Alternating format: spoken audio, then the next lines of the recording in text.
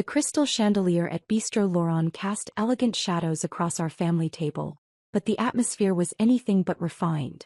I sat quietly in my vintage blazer and paint-stained jeans, watching my family celebrate Mom's 55th birthday while simultaneously dissecting my life choices with surgical precision. I'm Natalie Morrison, though my family had taken to introducing me as our daughter who's still figuring things out. At 31, I was the disappointment who'd chosen art over accounting, who lived in a converted warehouse loft instead of a suburban mansion, who drove a paint-splattered van instead of a luxury sedan. The black sheep who spent her days creating sculptures that my family couldn't understand and didn't value. So Natalie, my sister-in-law Jessica said with false sweetness, cutting into her perfectly plated salmon, are you still doing that pottery thing? Sculpture, I corrected gently, taking a sip of water. The wine was too expensive for my supposed budget, according to the concerned looks I'd been receiving. Derek, my older brother and the family's golden child, leaned back in his chair with that familiar smirk. He'd built a successful accounting firm and never let anyone forget it. Still playing with crayons? He laughed, loud enough to draw glances from nearby tables. Grow up and get a real job. Mom patted my hand sympathetically, though her eyes held disappointment. Darling, you know we support your hobby. But wouldn't you be happier with some stability? Derek knows several firms that would hire you. Art isn't a hobby, Mom, I said quietly. It's my career. Dad scoffed, adjusting his expensive watch. Career? Natalie, you're 31 years old. When are you going to stop this fantasy and join the real world? Jessica nodded sagely. We're just worried about you. Living in that warehouse district, driving that old van. It can't be safe. Or profitable, Derek added with a laugh. What did you make last year? 5,000? 10,000? I smiled and said nothing. They had no idea about the private sales, the international collectors, the gallery showings in New York and London. I'd learned long ago that sharing my successes with this family only led to demands for loans and investments they'd never repay. There's still time to change direction, Mom continued, clearly thinking she was being helpful. Remember how talented you were with numbers in school? Derek says his firm is expanding. Into the 21st century, hopefully, I murmured. Derek's face reddened. My firm is one of the most successful in the state. We handle accounts worth millions. I'm sure you do, I replied calmly. The Morrison name means something in this city, Dad added, his voice taking on that lecturing tone I remembered from childhood. Your great-grandfather built our reputation on solid business principles. Hard work, practical choices, real value. I thought about the sculpture I'd finished last week, the one already sold to a private collector for more than Derek's annual salary. About the commission pieces in my studio, each worth more than this restaurant's yearly revenue. About the gallery in Chelsea that had been courting me for months. You could still make something of yourself, Jessica said, probably thinking she was being encouraging. It's not too late to start over. Derek checked his Rolex ostentatiously. Speaking of making something, I just closed a deal with Morrison Industries. Biggest client we've ever landed. Maybe you've heard of them, Natalie. They're kind of a big deal. I nearly choked on my water. Morrison Industries was one of my most important clients, though they didn't know Derek was related to me. I'd been working on a series of pieces for their headquarters for 6 months, each sculpture commissioned for more than Derek's entire annual revenue. Never heard of them, I lied smoothly. Well, you wouldn't move in those circles, Derek said condescendingly. The CEO is Alexander Morrison. Tech billionaire. Forbes list. You know, successful people. The irony was delicious. Alexander Morrison and I had been discussing art and philosophy for months. He'd become not just a client but something approaching a friend. He had no idea I was related to his new accountant. I'm sure he's very impressed with your services, I said carefully. Mom leaned forward conspiratorially. Derek, didn't you say Mr. Morrison is single? Maybe he'd be interested in meeting Natalie. A successful man like that might be just what she needs to get her life on track. I nearly laughed out loud. Alexander and I had dinner planned for next week, though my family would have been shocked to know it wasn't the first time. Mom, Derek said with exaggerated patience, a man like Alexander Morrison doesn't date struggling artists. He moves in circles where people have actual achievements. Real accomplishments, Dad agreed. Not finger paintings. Jessica nodded. Perhaps Natalie could take some business classes. Learn to present herself better. First impressions matter in the professional world. I was about to respond when the restaurant's front door opened with a flourish. A familiar figure strode in, commanding immediate attention from the wait staff.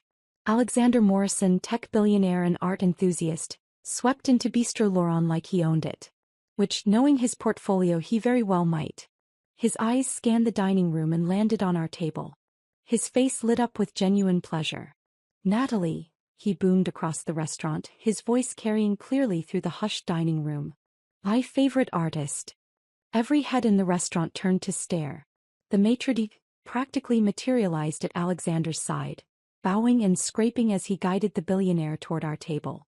My family sat frozen, forks halfway to their mouths, as one of the most powerful men in the city approached us with obvious familiarity. Alexander reached our table and, without hesitation, leaned down to kiss my cheek in the European fashion. "I was hoping I'd run into you. Are you ready to discuss that $50 million commission we talked about?" Derek's fork clattered to his plate. The sound seemed to echo through the suddenly silent restaurant. "Alexander," I said warmly, standing to properly greet him. "What a lovely surprise. I was just having birthday lunch with my family." His eyebrows rose with interest. "Family? How wonderful." He turned to my shocked relatives with his trademark charming smile. "I'm Alexander Morrison. Natalie's been working on the most extraordinary sculpture series for my headquarters. Absolutely revolutionary work." Mom's mouth opened and closed like a fish. Dad had gone completely pale. Jessica looked like she might faint. Derek, ever the opportunist, recovered first and shot to his feet. "Mr. Morrison. Derek Morrison, Morrison Accounting. We spoke yesterday about your quarterly reports." Alexander glanced at Derek with mild interest. "Ah yes, the accountant. Small world." He turned back to me with obvious preference. "Natalie, I've been thinking about our conversation regarding the Tokyo installation. The cultural ministry is beside themselves with excitement." "Tokyo?" Mom whispered. 50 million? Dad croaked. "The Mori Art Museum is hosting a retrospective of Natalie's work next spring," Alexander continued, clearly enjoying himself. "Though I suppose you already know that. Must be very proud of your daughter's international recognition." The silence at our table was deafening. Around us, other diners were whispering and pointing. Several people had their phones out, no doubt recording the interaction between the famous billionaire and the artist they just discovered was related to the mortified family at table 12. "Perhaps I could join you for a moment?" Alexander asked, though he was already signaling the waiter for another chair. I never pass up the chance to meet the family of someone so talented. As he settled into his seat, I caught Derek's eye. My brother looked like he'd seen a ghost. The same brother who'd been mocking my crayons 2 minutes earlier was now sitting across from a man discussing my $50 million commission. "So," Alexander said, spreading his napkin with practiced ease, "you must tell me what it was like watching Natalie develop her artistic vision. I imagine you have wonderful stories about her early work." Mom struggled to find her voice. Well, she was always very creative." "Creative," Alexander repeated with delight. "What an understatement. Do you know her latest piece sold at Sotheby's for $12 million last month? The bidding war was extraordinary." Jessica made a small choking sound. Derek had gone from pale to green. $12 million. Dad managed. "For one sculpture," Alexander confirmed. "Though that's hardly unusual for Natalie's work. The piece I acquired last year has already tripled in value. Smart investment, even smarter art."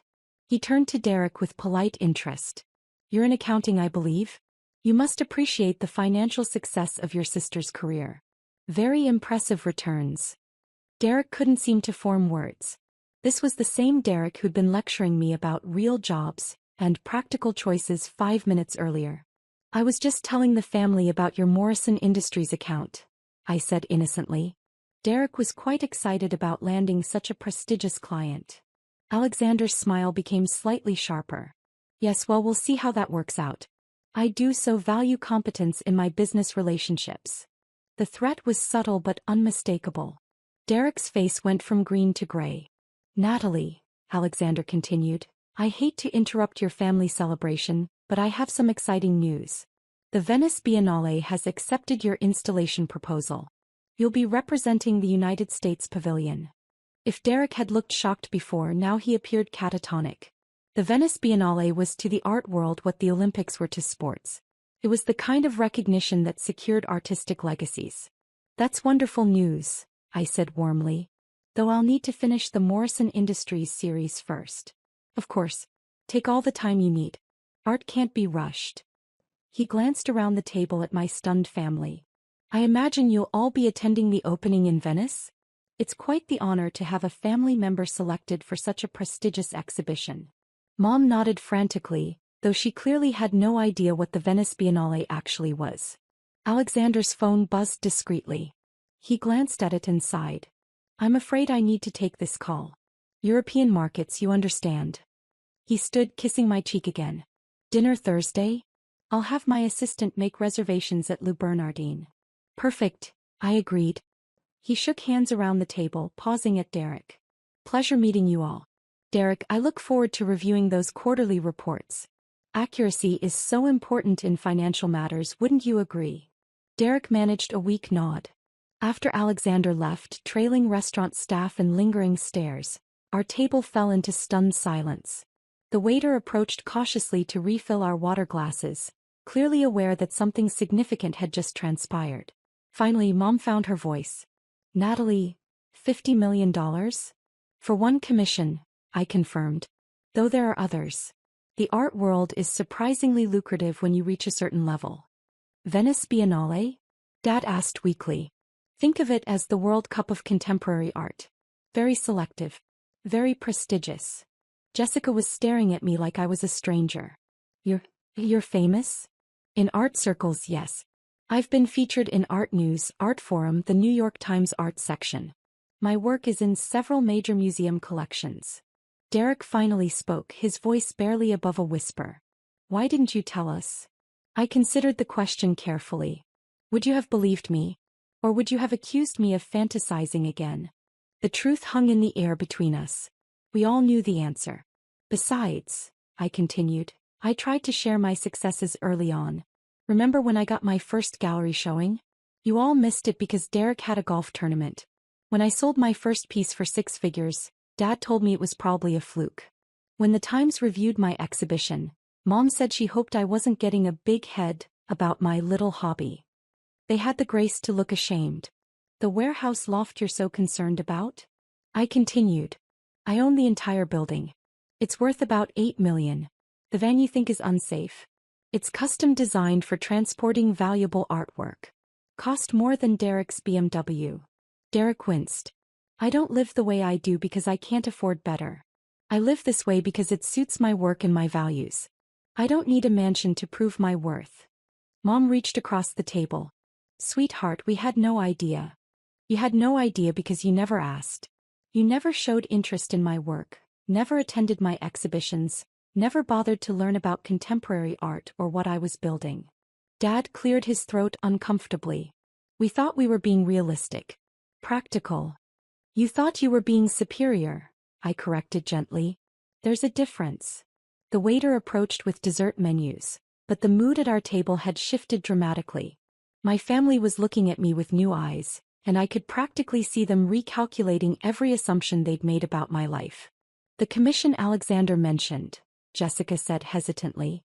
$50 million? For a series of 7 large-scale installations. It's a 3-year project that will transform Morrison Industries headquarters into a cultural landmark. And you two are? Mom fished delicately. Friends. Colleagues. He's one of the most knowledgeable art collectors I've ever met. We share similar aesthetic philosophies. Derek finally managed to speak. Natalie, I owe you an apology. We all do. I studied my brother's face, looking for signs of genuine remorse versus damage control. Do you, Derek? Or are you just realizing that insulting me might damage your relationship with your biggest client? His face flushed red.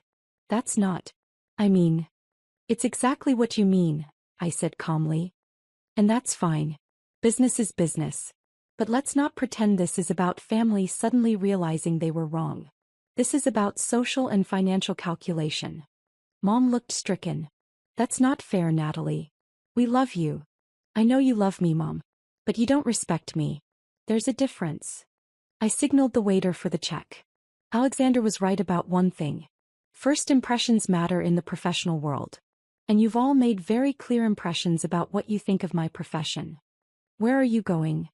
Dad asked as I stood. Back to my studio. I have a $50 million commission to work on. Derek grabbed my arm. Natalie, please. Can't we start over? I looked down at his hand on my sleeve, then met his eyes. Derek, you've spent 5 years mocking my career, my lifestyle, and my choices. Now that you've discovered I'm financially successful, you want to start over. Do you see the problem with that? He released my arm, looking genuinely confused. You don't want to start over because you realize you were wrong about art or because you understand my passion for creating. You want to start over because you're afraid I'll cost you your biggest client.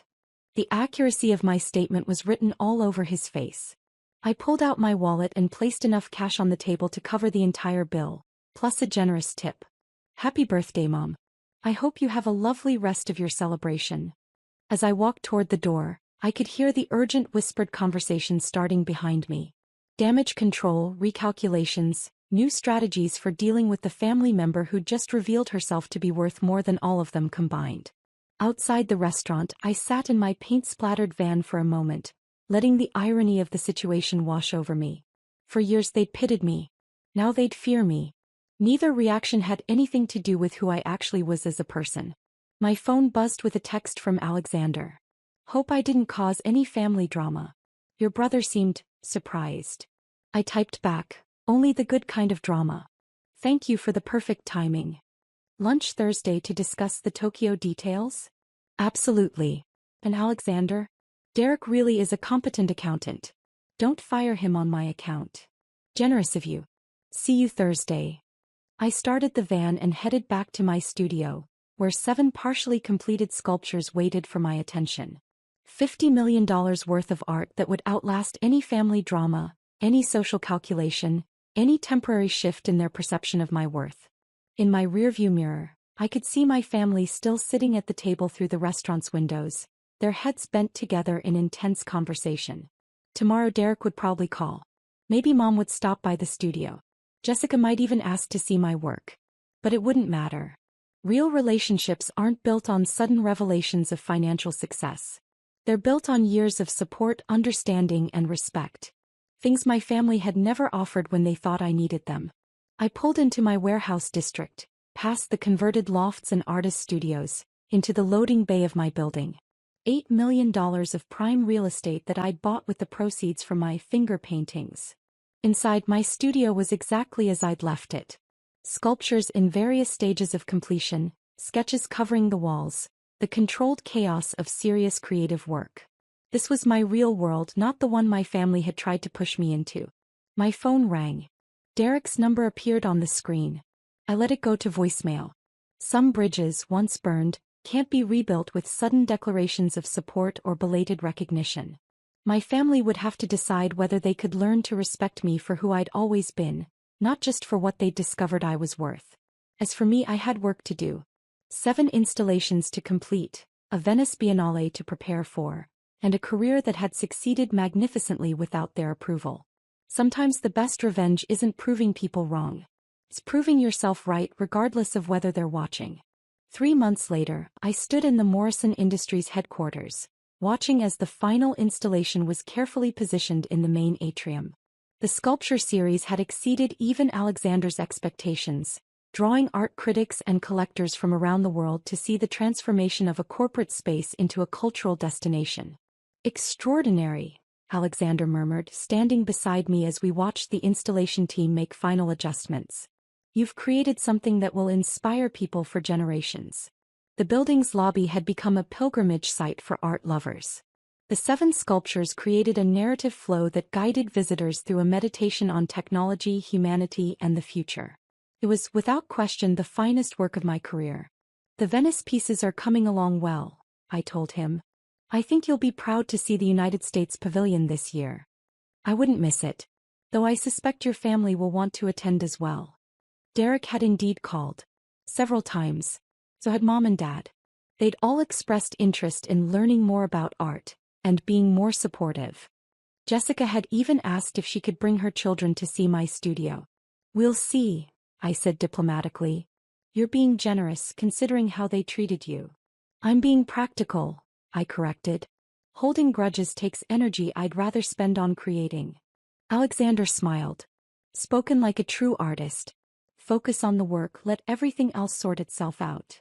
As we watched visitors experiencing the installations, I felt the deep satisfaction that comes from meaningful work.